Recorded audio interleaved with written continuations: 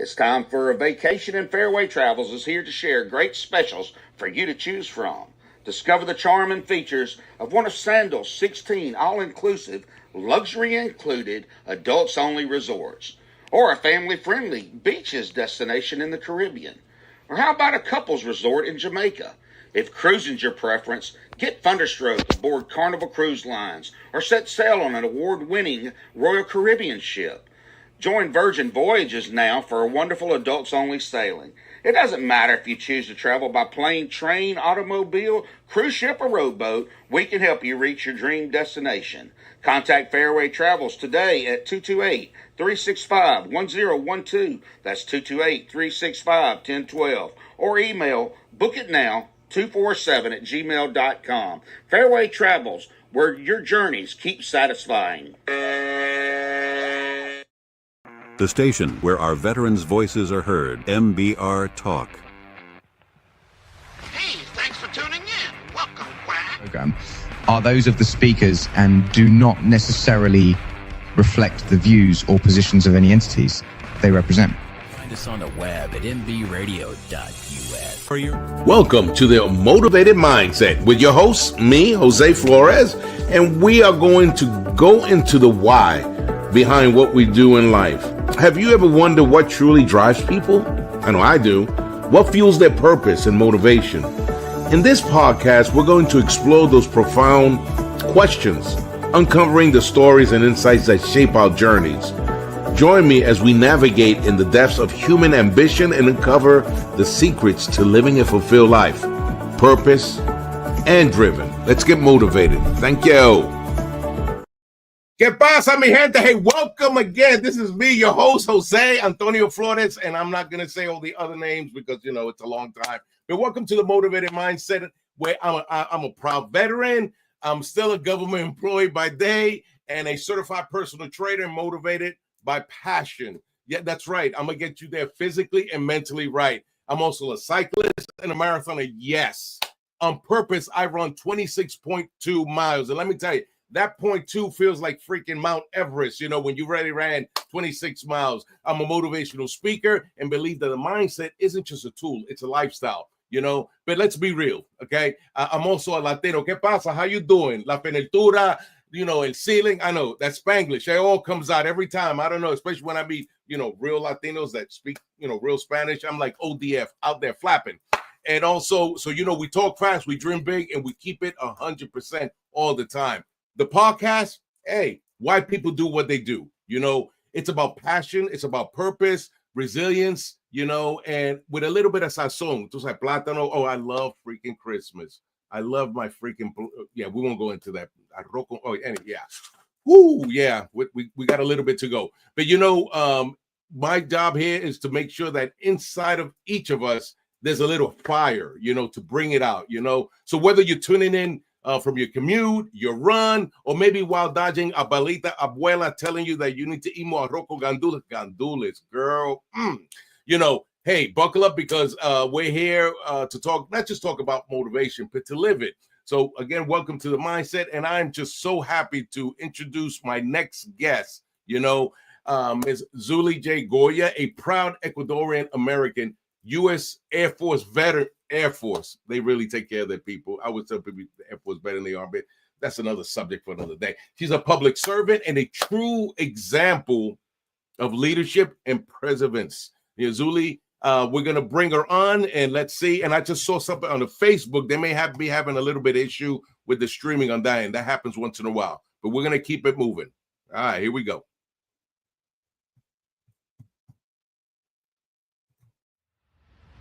The interview of the week is brought to you by Jersey Mike's, a sub above. All right, welcome, Zully. What's up? Hello. Can you hear me okay? I sure can, loud and clear. What they said, chicken Charlie. Yeah, loud and clear. I got you, like you say in the Army, right?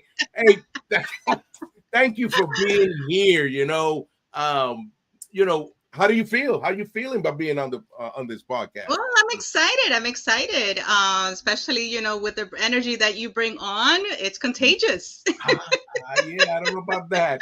Okay, well, no, thank you. And I know I said in the beginning, the Air Force, I always tell people, so I did 30 years in the Army, right? But I always tell people the best branch is the Air Force and the Navy, because they really take care of their people. They really do, It's just stupendous. I love your gyms, your food. Oh, my God, I can go on and on. You guys are stupendous. But, so, hey, tell us a little bit about yourself. Who is Zully?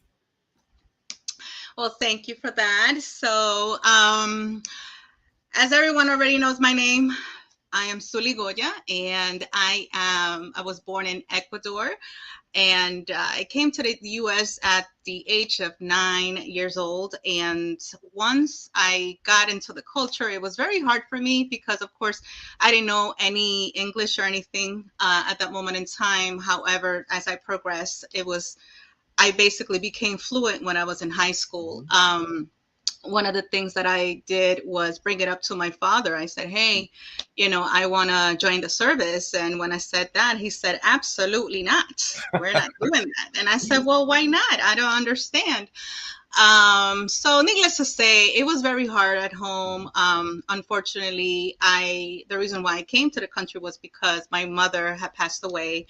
Well, actually, before she passed away, she had cancer. So the plan was for me to live with my father. So when I was 12 years old, that's when she passed away. And it was very hard for all of us to adjust to that loss. And my father, now being a single father, he really didn't know how to handle the whole situation.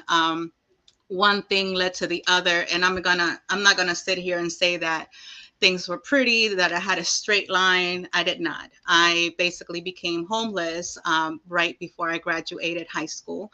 And when I say homeless, meaning I left my father's house. It wasn't him losing everything. It was just me. I made the decision to leave because unfortunately the environment turned into a toxic situation.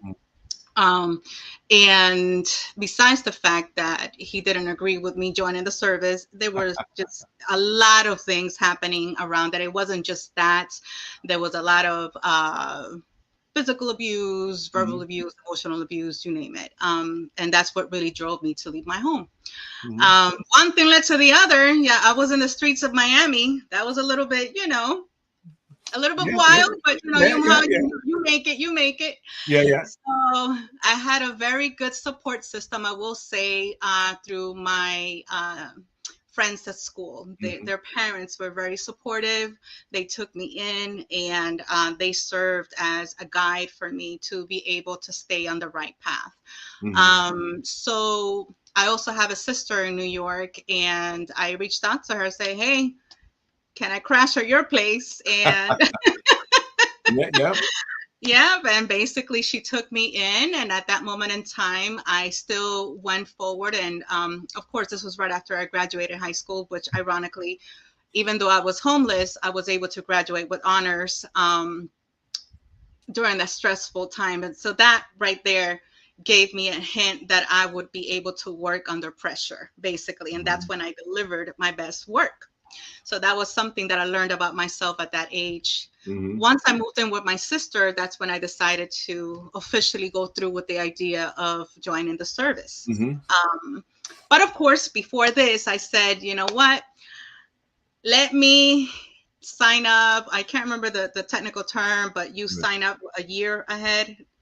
Entry delay program. Esa misma vaina. So one thing led to the other. I said, you know what, before I go to basic training, let me go back to Ecuador, have a good time, and just do some sort of a little bit of a vacation. Yes, the part that I didn't say was that once I moved to New York with my sister, I actually got a job, but that was not what I wanted to land at. So anyway, I was still 17, 18, 19 years old, went to Ecuador, met my ex-husband, got married right before I got into the service. I'm right. I was in this mind frame that I wanted to live life in the best way possible. Got this theory because of the fact that my mother had passed away, and that right there was a lesson for me that tomorrow's no promise. So trying to live like the Fast and the Furious. And one thing led to the other. I got into the service. I was able to bring in my ex-husband a year into the service, and that was a little bit of a challenge right there. For the simple fact that my ex-husband had never been to the States.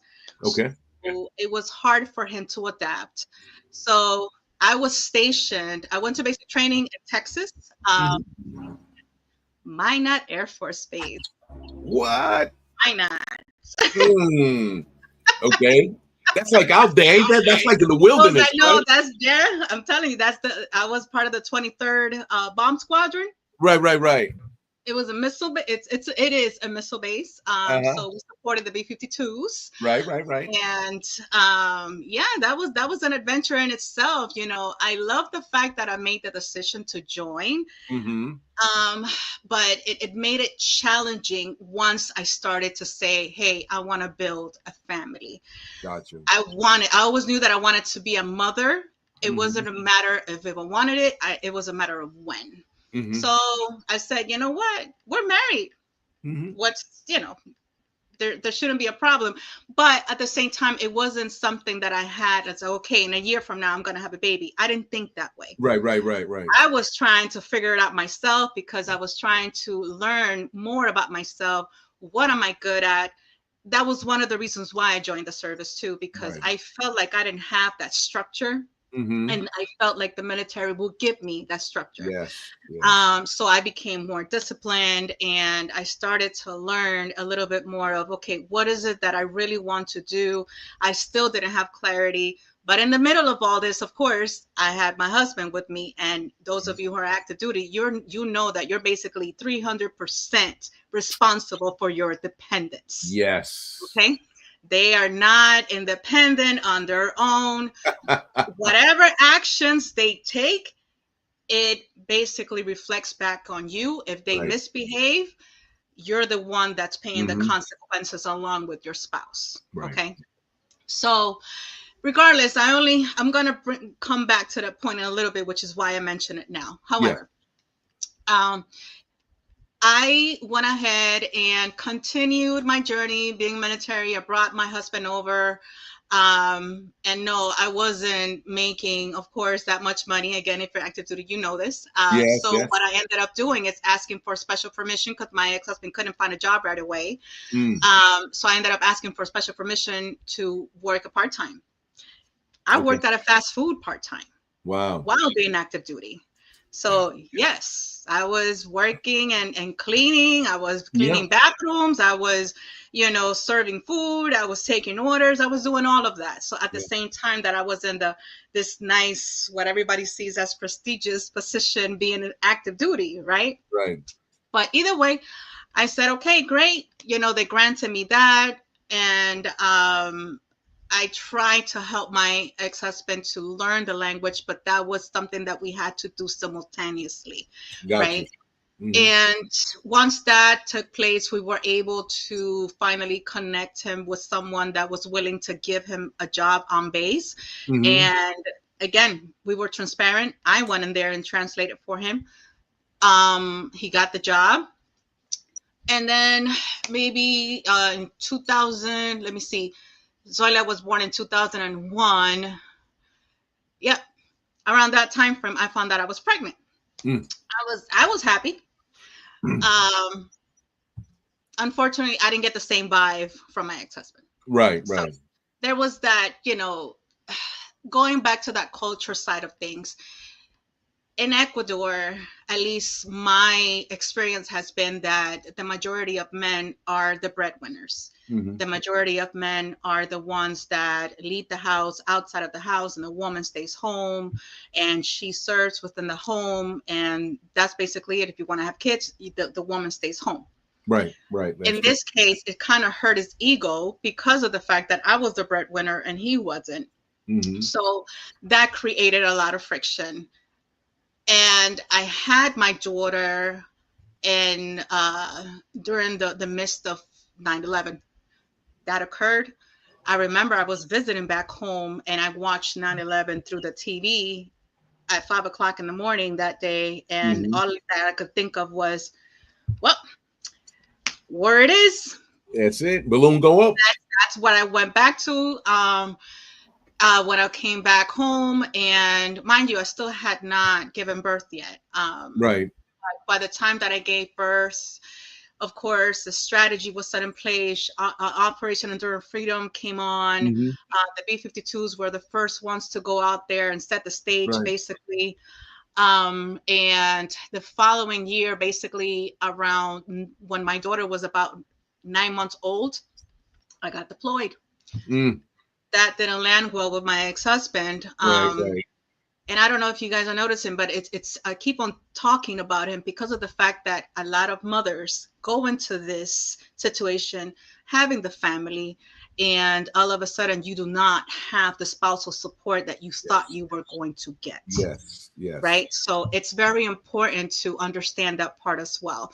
Being in active duty, yes, everybody says, oh, I understand it. Yes, I know what I'm throwing myself into, and when you raise your right hand and you say, yes, I do, hey, guess what? One thing is talking about it. Another thing is actually living it. Absolutely. So that was the huge challenge that I faced once my daughter was born. It was to the point where I got stationed and I got deployed. He will call and say, I don't know what to do. She's sick. Yeah. So, and let's not forget, in Niner, North Dakota, my only family member was my spouse. So technically speaking, he was part of the whole setup. You're supposed to have a family plan set up. That's right. Family plan. Yeah. By law, within the service, that's what you do. Okay. Mhm. Right. So you're supposed to make sure that you share this with your first sergeant, and people have access to it, all of that good stuff. And that way they ensure, technically speaking, that you're covered. But that didn't happen with me, so unfortunately they were wondering, why is he calling you? What can you do? I said, I kept my mouth shut. Kept on doing my job, 12 to 18-hour shifts, whatever I needed to do. We try to have the video calls back then, because you got to remember, I was in the 90s, right? Right. Early 2000s. So we didn't have the technology that we're doing right now. It was just beginning to be introduced. So we were still doing the phone calls. Right. Either way, I'm telling you, it was very challenging. And then watching your little girl, in my case, my little girl growing up, during this time frame, it was very hard to leave her. Yes. With their father at that moment in time. Of course, that was just a natural thing. The trust was there for him to be able to do that. And one piece of information that I missed was that while I was pregnant, one of the things that of course, came to mind, that I didn't have enough support. I actually went ahead and requested a visa for my mother-in-law to come from Ecuador and join me and take care of my daughter at the same time that I was learning how to be a mom. Wow. Luckily for me, that got approved. I went to our JAG office and said, hey, I need to make this happen. And they were able to help me. They were able to get a hold of the embassy in Ecuador, get the whole, process going, and put in a good word, because it's not just about, her presenting herself. It's also, okay, is she going to stay or is she going to go back? And the condition was that, of course, it was a tourist visa that she will go back. So those were the challenges that I went through, and needless to say, I became a citizen when I was active duty. So that's where all of these things come in, immigration. Wow. Yeah. And, I joined when I was arrested, and while it was still allowed, because it depends on the administration that's in place, that, for the programs to be there. So either way, that was one of the pieces that were essential to me while I had my daughter in the very beginning, before getting deployed. So imagine, she was only able to be with me 6 months. Ooh. Wow. 2 months later, I got deployed, and during that time frame, she had already left. So my ex-husband didn't have his mom with him, and on top of that, I got deployed. Right. So imagine that feeling for him as a spouse. I want you and we're gonna take a quick break, because I know exactly what you're going through, and I'll share, especially the same thing when you do military, some of the same challenges. And we're gonna come right back, because I want you to talk about that. Let's take a quick break. Okay.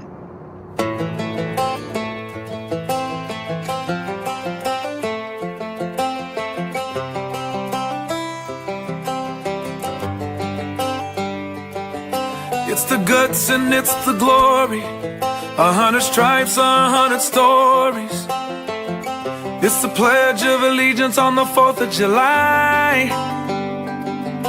It's them handwritten letters from home. It's them sleepless nights alone. It's his newborn baby he left with his wife. Mr. Red, White, and Blue, lay down, here's a line. Mr. Red, White, and Blue, for these stars and stripes. Hey. From the fields of Indiana to the swamps of Louisiana, to the golden coast of California, Uncle Sam's the only family he's got. His purple heartbeat won't stop, and his 18th birthday was the day he was born. Mr. Red, White, and Blue, lay down, here's a line. Mr. Red, White, and Blue, for these stars and stripes. Mr. Red, White, and Blue, stand on the front line. Mr. Red, White, and Blue, pay the ultimate price. Oh.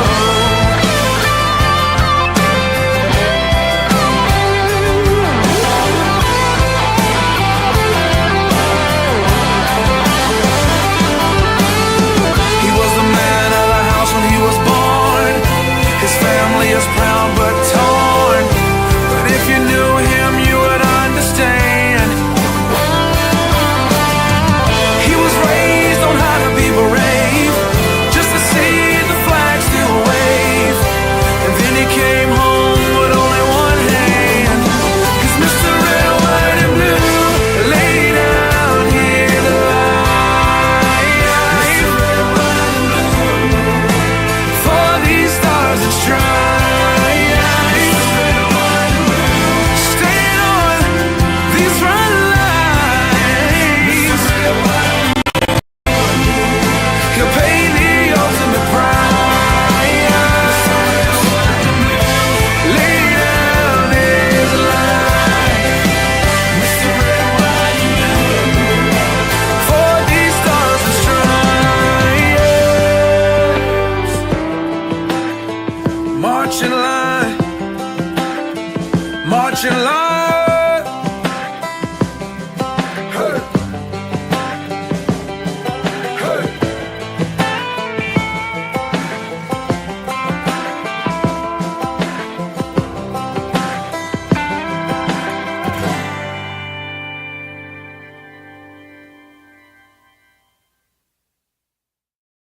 Wow, that was deep. That was deep. every time I hear that song, if I had hair, it would be standing up. But we won't go into that right now. We won't go into that. We won't go into that right now. I know one of the things we left off at was, with dual military when I was married, and those were some of the challenges right before we deployed and so on. Would you want me to bring up the picture of your family, you and? Yes, please. Okay, yes. Okay, yes. Cool beans. And you can tell them where you're at and what's going on. Go ahead. Yes, right here. Yeah, awesome. Thank you so much. Yeah. So this is the very first one right there. That's when I was right in basic training.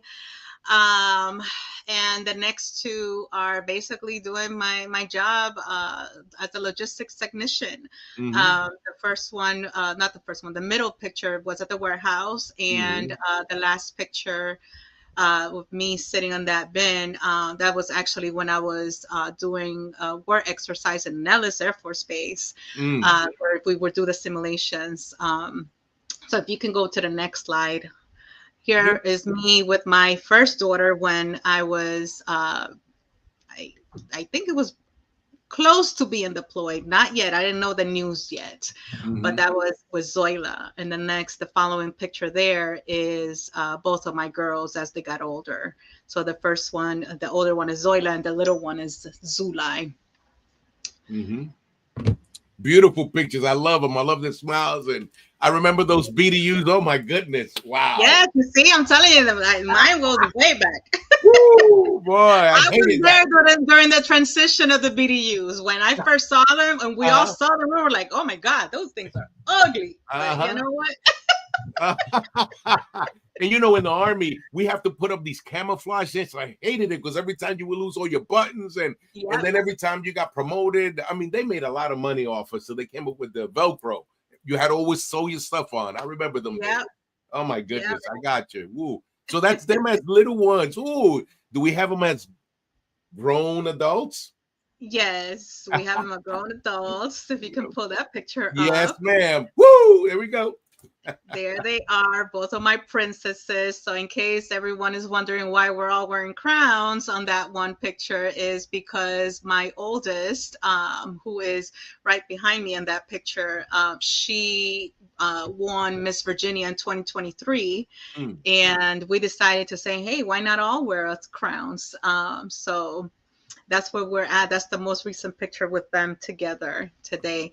And of course, I threw in my graduation picture just because right after all of this, or during actually, while I was active duty, I still emphasized on education, and I was able to get 2 masters, one in business administration and the other one in public administration. I also incorporated a graduation certificate, a graduate certificate for project management. So it's been, a journey. It's been a journey. Yeah. No, they're beautiful. And I got a text from one of our favorite buddies, Miss Yvette, is asking, if you could do it all over again, what would you do? Would you do anything different? That's the question we got. Oh, yeah, I have thought of that plenty of times, but it all boils down to having my daughters.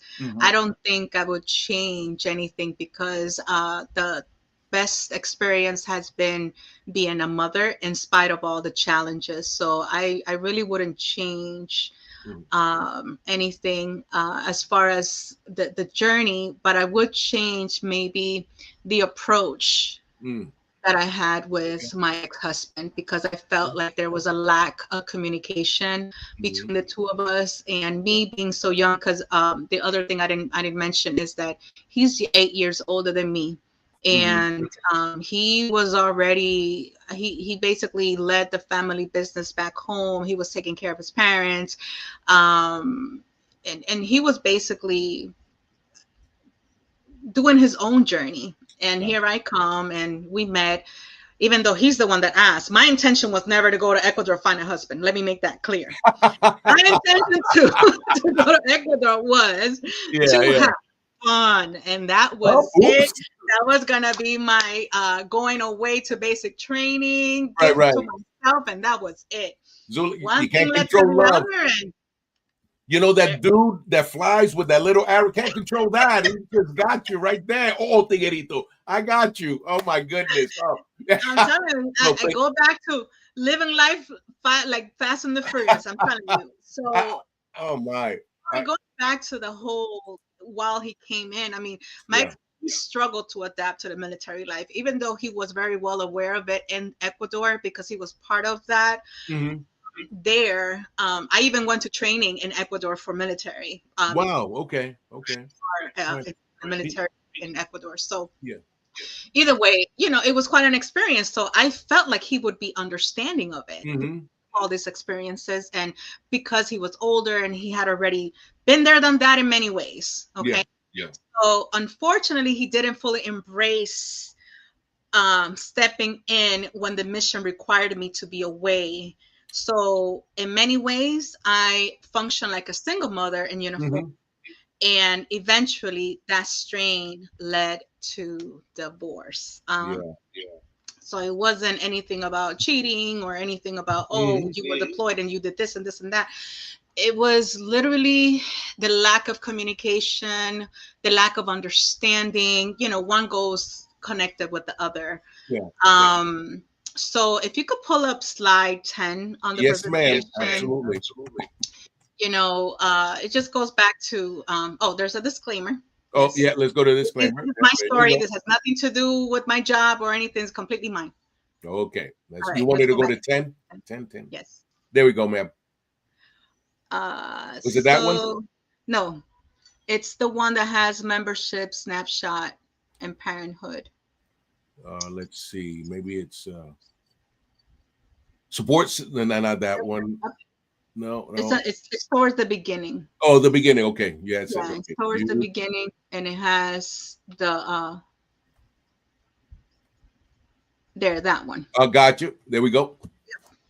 Okay, so this right here, goes back to showing that my story is not unique. It may be from the immigration aspect, that very rare of us, being active duty go through that, but it's just the struggle. Mm-hmm. So here, I'm sharing a few numbers. About 30% of active duty women are mothers, compared that to only 4% of active duty men serving as single parents. Nearly half of active duty women who are parents are raising children alone. That's more than double the rate of single fathers in uniform. In dual military households, mothers are still more likely to carry the heavier the heavier caregiving burden, especially when deployments are long shifts, disrupt the family life. Mm-hmm. Now, these statistics show that many of us, from lived experience, women in uniform are far more likely to navigate motherhood with fewer support, and often at the cost of family stability. Like in my case, here came divorce, right? Yes. Now, looking back though, I see that those years shaped my resilience. Mm-hmm. I learned how to serve my country, mm-hmm. and raise my daughters at the same time, even without the support system I thought I needed. And those lessons about sacrifice, mm-hmm. independence, and inner strength, those continue to guide me long after my military service, which is why, yes. I'm here today. Yeah. And I want to ask a question. A lot of us veterans struggle with transition, like finding what they call a new mission outside of the military. What was that process like for you, based on what you just said? How was it for you when you got out?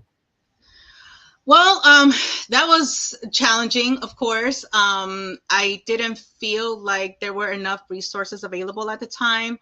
Mm-hmm. And this is one of the things that I bring up a lot. It's from the smaller details, knowing how to dress for an interview. Yes. Because you're constantly wearing your BDUs, right? Yep. So you got your uniform, so you really don't have that kind of wardrobe to think outside the box. If anything, you maybe have some wardrobe to go out and have fun, or mm-hmm. go clubbing, whatever makes your life happy, right? That's right. But for me, I had very basic clothing. I really had to retrain myself, undo habits. Be able to do my own research and say, okay, where do I want to go? What are my options that are available? For a good example, I found out about USA Jobs after I left the service, but it was probably 2 years later. Mind you, right before that, I was going through a very nasty divorce and a very challenging custody battle as well. So in the midst of all this, you have all these things going on behind the scenes, but at the same time, you got to support your family in some kind of way, divorce or not.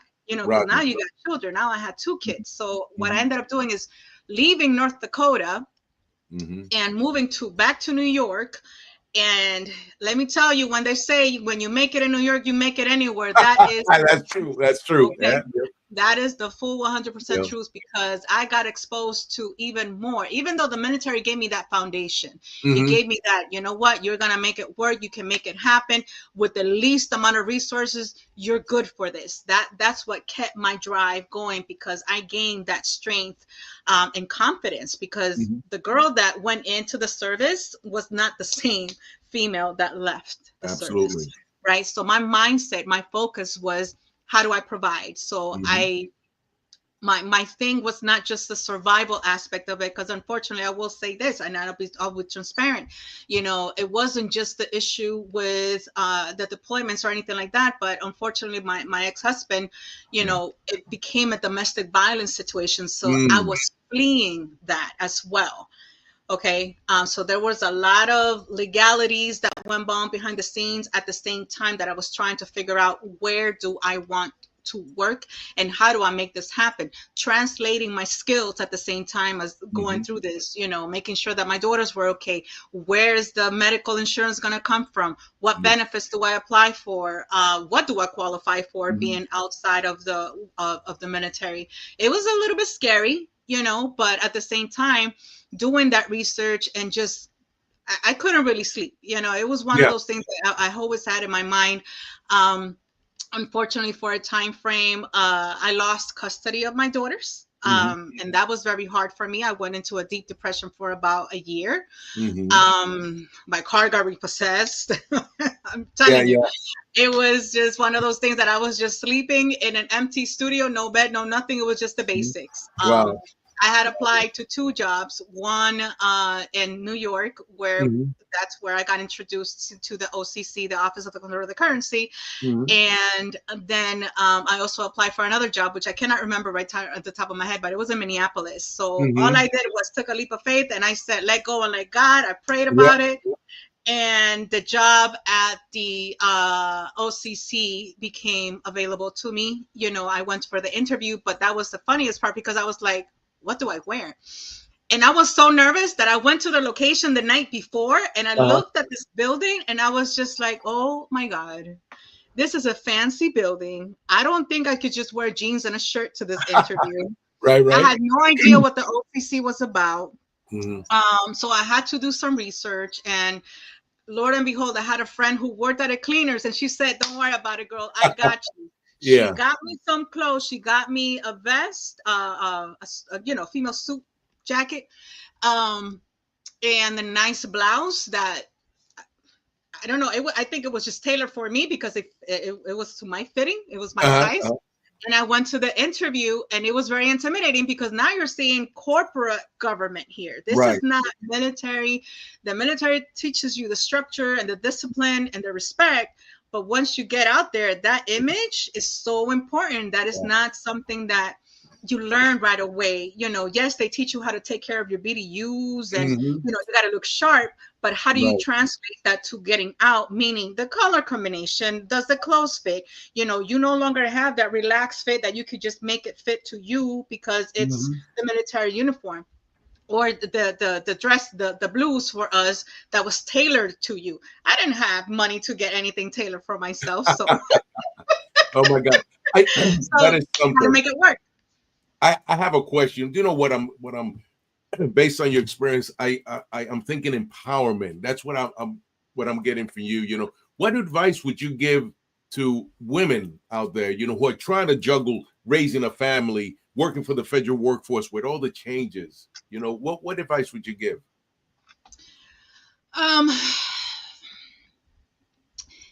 The advice I can give, it's personal to each individual, because your circumstances shape your approach. But in my case, what worked was research, building a network that I did not have. I didn't know anyone. So it was very important to start surrounding myself with people that had higher goals than mine. Because that was the other piece. Leaving the service, I really did not know where I wanted to land. So that was the first thing that I needed to sit down and figure out, okay, where do I want to take this? And the other thing was continue your education. You never stop learning. When I was active duty, I started college then, but I didn't, I earned my associates while I was active duty because it was too much. I had to level set my job, my children, the situation with my ex-husband, and at the same time, okay, what skills can I learn? You never stop learning skills. There's always something new to learn. So, but of course, you align that with what your goals are. You gotta figure out some time to say, okay, where isn't that I want to land? And if you don't know, you know what? That's okay. That right there is an opportunity for you to start basically doing your inner evaluation. Ask yourself, what am I good at? And then you start saying, okay, is this the route that I want to go through and continue evolving on that space? Or do I want to try something new? Mm-hmm. Those are Absolutely. the two options. At least that's the way that's what I set out for myself to do. And the key thing again was doing my research. Mm-hmm. I went to the public library and just sat down there because again, you got to remember, I was broker than broke. Right, right, right. That divorce left me empty, and I basically said, as soon as I applied for that job at the OCC, Mm-hmm. that was my foot in the door because I went in there like as a male person, as the support staff clerk. I was a band level 2 for Mm-hmm. the agency, which is the lowest, one of the lowest. And now I'm at a band level 5, NB5, which translates into a GS13. Wow. So, but it took a while to get there.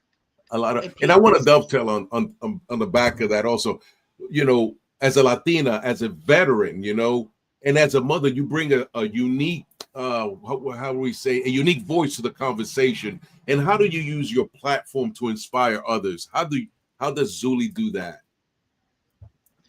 Well, first of all, one of the things that people come to, at least females, they come to me, oh, well, I came from this background and this is the reason why I haven't been able to evolve. And I automatically say, don't do that to yourself. You're cutting your own wings. What I try to do is inspire. I try to, and mainly around inspired, not only for you to get out of your comfort zone, but also how to do that. Because people could tell you, hey, get out of your comfort zone. Okay, but how do I do that? Mm-hmm. So that's where you have to start saying, okay, what is it that you want? What is it that you want to accomplish? And then sometimes it takes having those uncomfortable conversations. I do have one-on-one with people. People reach out to me and say, hey, I learned about your story. How did you do it? Because if we're going to get even more deeper and more, intimate, we have a lot of women who have gone through domestic violence within the service and they want to know, how did I get out of it? Right. People assume because you're in the military, you know how to defend yourself, you know how to do this. There's a lot of things that go on behind the scenes that doesn't allow us as female to step forward and say, hey, I'm being abused. Right. Okay. Absolutely. Right. Because automatically that the fear of losing your status, of losing your military rank, because now, like I mentioned earlier, we're responsible for 300% of our dependents. Right. Their actions. Right. That's right. Okay. Yes, right. So Wow. if anything that they do, it automatically reflects on us. And what is the disciplinary action? Not always. For me, it wasn't a situation where I got help right away. On the contrary, it was, well, what did you do? Mm-hmm. What do you mean? Absolutely. So those are the things that you have to learn to navigate. So for my platform, I try to not only inspire, but also advocate. Like right now, what I'm trying to do is advocate for women who are active duty, who may not see a way out to a certain extent out of their situation because they either have a spouse that's not supportive, and it doesn't have to be domestic violence. It could just literally be the person is just not communicating well with you. So what do you do? How do you get out of that? You have to have those uncomfortable conversations, especially if you're married with someone who's supposed to be not just your spouse, they're supposed to be your teammate. Yes. So let's work on this together. How do we get out of this? Absolutely. And be honest and say, you know what? I don't like this life. And okay, I respect you for that. And be willing not only to have those conversations, understand them, accept them, and let go. Yes, absolutely. And Zully, I know as we get it come down, any more slides you wanted to cover, or at least show by, so we can show people what we were talking about? You want me to go to that first one? Anything you wanted to talk on this? I think we already went through all of that. Okay. So let me go back and see here real quick on my end. Okay. So the one thing that I would like to go into, speaking of the platform used and everything, go to slide 17, dependent spouse considerations. Is it? Let me see. That's what it's called, dependent spouse considerations. Trying to see if I see it on here. Takeaways. There it goes. Dependent spouse considerations. Okay, go to one before that. Yes, ma'am. Here we go. Okay, so here it goes. Impact on the dependent spouses. There's career disruption, there's the financial dependence, there's the childcare responsibilities, and isolation. The isolation when your dependent, when your active duty member leaves and then you're left behind, especially when there's no family members. How can the community come in and help? And of course, how can us as individuals get out of that mindset that, I'm just going to keep this to myself and, try to work things out the best that we can. It takes a village. Okay. Yes. So that leads me into the mental strains, the anxiety, the depression, all of that. I have a major depressive disorder. That was one of my disabilities, and it was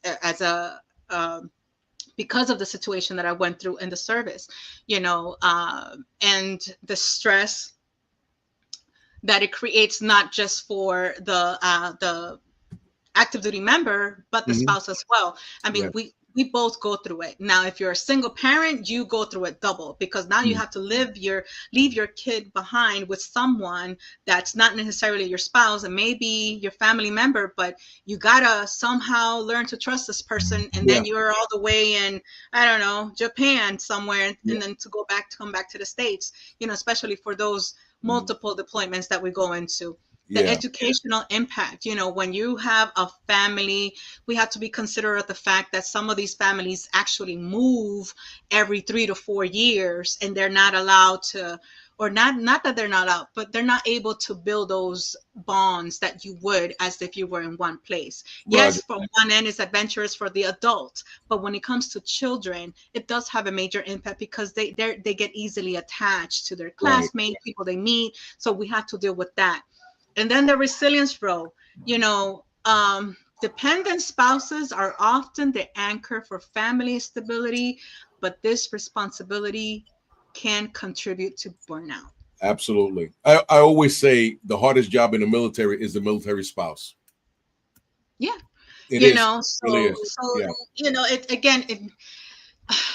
It's very challenging to differentiate them sometimes in a sense of, but you're home, so you can be all day at the house, take care of the children. No, there's still that financial stress. You got the person, depending on the active duty member, they don't necessarily have that full income. Let's say they do work a part-time job, but now you got to hold the fort back home, and in addition to, hey, trying to make sure that your active duty member is okay. And Lord forbid, the active war, are they coming back alive?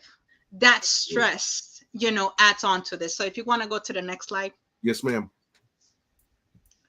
So here you have it, the considerations. Spouses often handle childcare and household responsibilities, which goes back to what I just mentioned earlier. Yep, absolutely.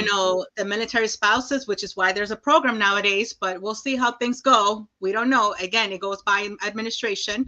They face a high unemployment and underemployment as well. As you can see, the percentages there anywhere between 21 and 24% for unemployment and 56 to 62% underemployment. The supporting spouse career and well-being improves family resilience and service member retention. It does, as long as they're also in a well, emotional and mental state of mind. It's very eye-opening, because those are things that people don't really see. These are things you don't see, and you don't understand it until you actually go through it. So let's go to the next slide.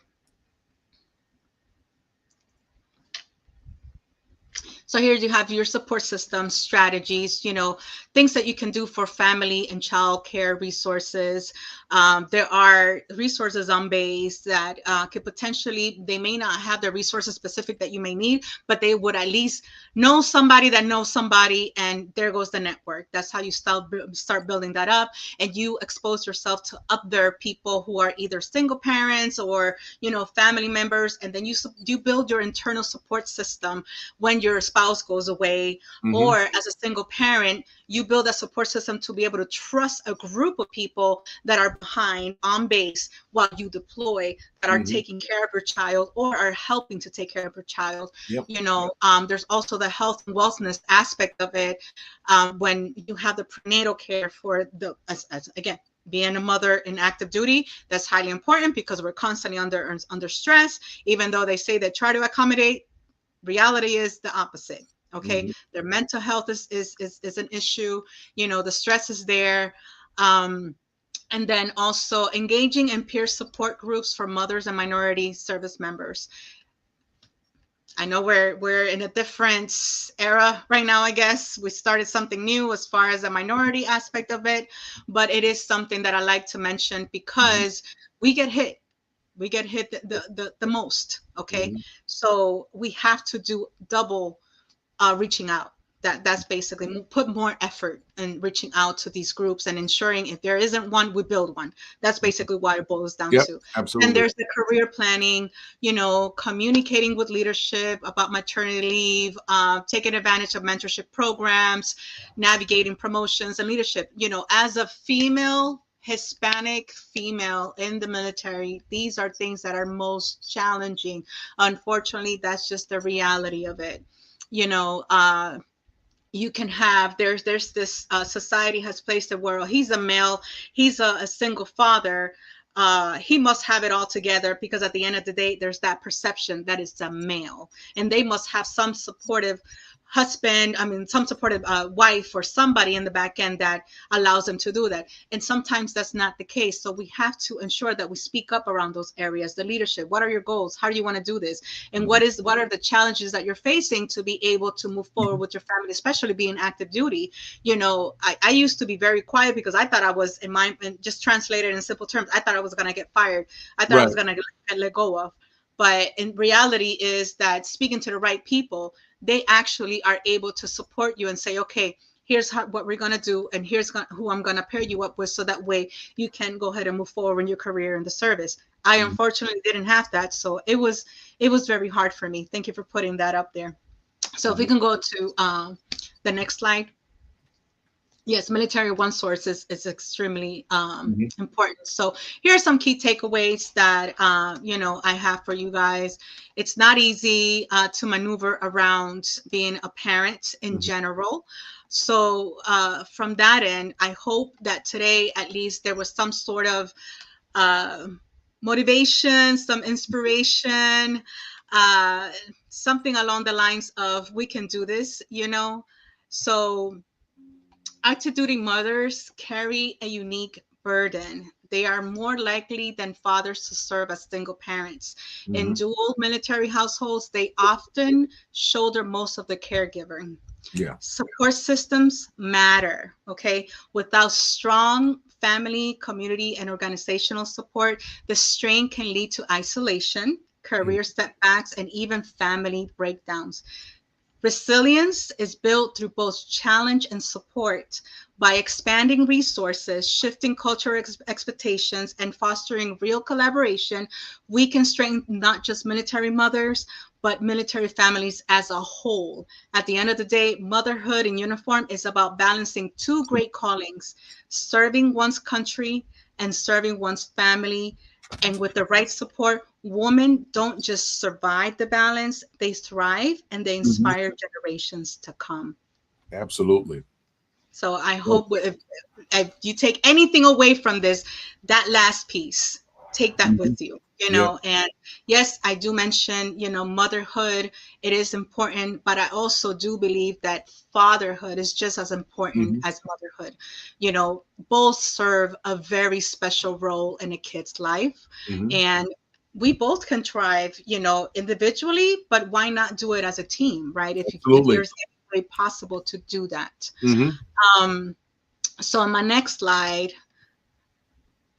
there are military family resources, which you guys can take a look at this. I don't know if you're going to be sharing this or sending it out, but that's something that I put together as well, just to show the different areas and the family types as well, because it's important to acknowledge. It's not just single mothers, single fathers. It's the dual military families. It's the family that has that one active duty with the one non-active, you know, and in general, all families go through their struggles, right? So what resources can we use?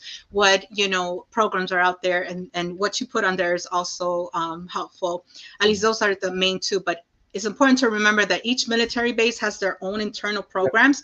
So reaching out to your local family resource groups. I know for us, we had like the Airman Attic, and that was not just to give out youth stuff that maybe people were moving or left behind. That was also to connect with people and see, hey, what programs may they have, whether it was inside of the base or outside of the base. So look out for those kind of things if you are in the active duty sector. And the next slide, that what we talked about, it just basically gives you a summary of all the challenges, you know, across military family configurations. You know, it's not just about one type. It's not just about the single mother, the single father. It's everything. Parenting in the military is a challenge on its own. So it's something that I encourage everyone to embrace their parenthood time frame, because our children, I always say, they're borrowed. We don't get those years back. So as much as you can, try to share the time, even if you're away and you do FaceTime video, or even record a message for your children, record a video for your children before you leave, or while you're there, send them back. I used to send my daughters postcards. They used to, and they still have them to this day. It was one of those, Mom, this was my fond memory, which is why now they do the same thing to their friends or the people that they grow to care for, because that was something they learned from me. And I used to put a kiss on it and put a perfume. I did the whole thing. It wasn't just a video. I wanted to give them something tangible, you know, so that was really something that they took away with them. Let me see the next slide. Yes, and this is one of my favorite quotes. Being a military mom means setting an example for my children. They are my soul. Yes. They are what drive me to be the best I can be in order to show them that anything is possible. So we are las mujeres maravillas dentro de la fuerza militar. Okay, that's what I have to share with everyone. And yes, you also have your fathers who are the Superman of the family as well. And you know, be open to just balancing it out. It's not about who has more power. This is about teamwork. If you want to keep a family together and grow together, that's the other piece, growing together. But even if it doesn't work out, guess what? There's a purpose, something else out there for you. Absolutely. I know I'm still single, but I'm thriving in many ways. I have children that love me, and I love them just as much. And now I became a grandmother recently, and my daughter gave me the little boy that I could never have. So, you know, I got my little grandson. I would share a picture, but my daughter said, absolutely no social media for her son. I said, okay, I'll respect that. So I got you, girl. I got you. Yeah. Thank you. And anyone who's interested in, you know, continuing the conversation, or has any question, here's my LinkedIn, and this is my email as well. If you'd like to connect, I'm more than happy to do that. Again, education for me was essential.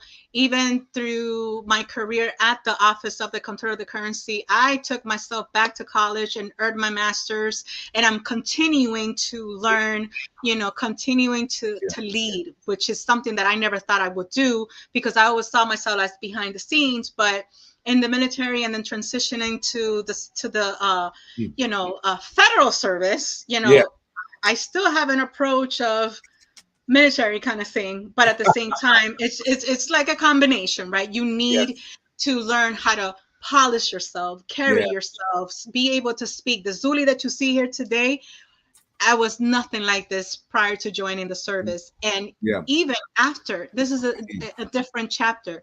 We all have our different chapters. Absolutely. Zully, as we're coming down to, first of all, thank you for sharing. You've given so many golden nuggets of information to everybody. I've put my email in there in the site. If anybody wants that information we talked about, please shoot me an email.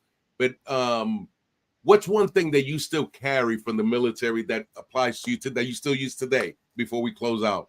Discipline. Okay. All right. That's discipline. What I'm talking You have about. to be disciplined. If you don't have discipline, I'm sorry. I still make my bed first thing in the morning. Okay. I still make my bed, and you know, I try. I have kind of fallen back because, you know, estos huesitos, ya como I get it. No, we're getting older, right? So I still try to do my morning exercises and stuff, but that's something else that I also carry with me. I mean, it's basically my own fuel, and I think you can relate to that because it gives you that natural energy to keep it moving, endorphins, right? So it's mainly those two things: the discipline and just keeping yourself active, keeping yourself going. Hey, thank you, Zully, again, and to the audience members, thank you for being here. And we'll have Zully back, but she's going to write a book, and we'll see her on TV, so we'll be having her back. I just want to say gracias de mi corazón por estando aquí. Thank you, everybody, and have a wonderful weekend. Gracias. No, gracias a ti. Nos vemos. Ladies and gentlemen, thank you for tuning in to Military Broadcast Radio. As we wrap up today's show, we want to remind you that the podcast of today's episode will be available right after we go off the air. So if you missed any part of the show or want to listen again, be sure to check it out. And remember, we're here to support and honor our veterans. Your stories and experiences matter, and we are committed to giving you a platform to share them. That's right. We're here to give our veterans a voice. So don't forget to catch the podcast and stay connected with us. Giving our veterans a voice.